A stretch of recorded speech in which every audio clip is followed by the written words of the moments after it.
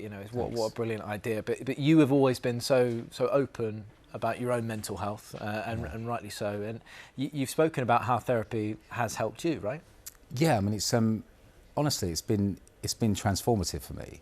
You know, and I think I've had quite a lot of therapy. Like, I think I first went when I was about 21 in rehab, and then I kind of went through different times when I needed it more than other times, and it's been the most important thing in my life, apart from sobriety, I'd say. It's kind of kept me rooted. It's kept me kind of out of my own head at times. You know, I had a therapist once, and I went in to speak to him, and I went, "Look, I've been thinking," and he said, "That's dangerous." And he said, "Matt, can I give you a piece of advice? Never go inside your own head without an adult present." And I thought that was brilliant advice for me, and I've listened to that. You know, Yeah. so I've really I've had transformative moments in those rooms, and it's kind of changed the way I think about myself, which has changed the way I treat my family, my wife, my job, my people I love. You know, it's been amazing.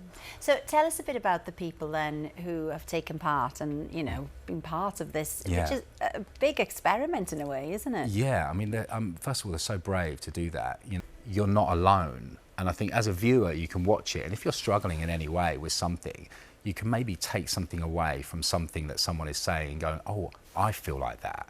And there is a tip or a tool that the therapists that we're using are incredible, and they're some of the best in the country. They're amazing, and they're giving these tips and tools away.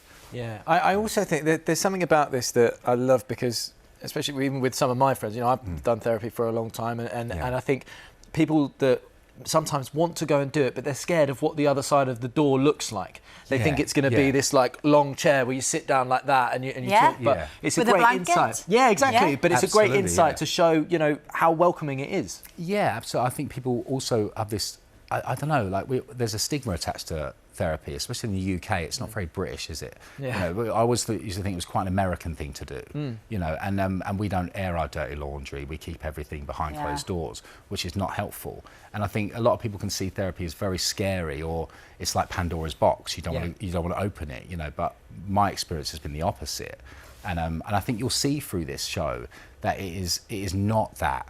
It's not what you think it is. It's a beautiful experience, and it can be really beneficial for a lot of people.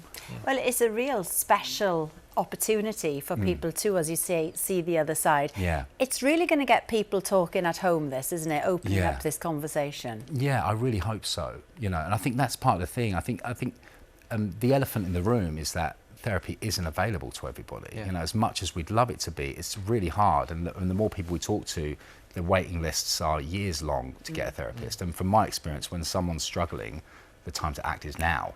You know, and that's just not always possible. So I think with this show, you will be able to see things happen in those rooms that you can take away, and you also will be able to have conversations with people. And I think that's a really important thing. Like they say, a problem shared is a problem halved, or something. I'm getting that quote wrong, but I really believe in that, you know, and I really believe that once you can vocalise something and get it out of your own head and vocalise it, it can kind of be a bit more real. Yeah. You know. Listen, I think it's fantastic. Yeah, and I think what a brilliant Thanks. idea.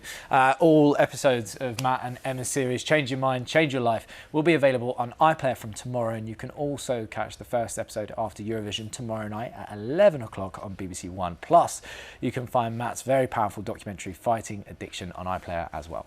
And all of this week, the BBC will be sharing stories and tips on how to support your own mental health and well-being. Go to bbc.co.uk to find out more. Yeah, and details of organisations offering information and support with some of the issues raised are available at bbc.co.uk/actionline.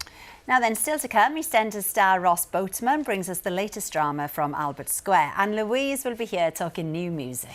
But first, we're sticking with the theme of mental health, because time spent outside in green spaces, no matter how small, can help boost well-being through our connection to nature. Which is why it's time for us to team up once again with the Royal Horticultural Society for the return of the Pocket Garden Makeover Prize. It's our chance to transform a viewer's small outside space into a little oasis of calm. Yeah,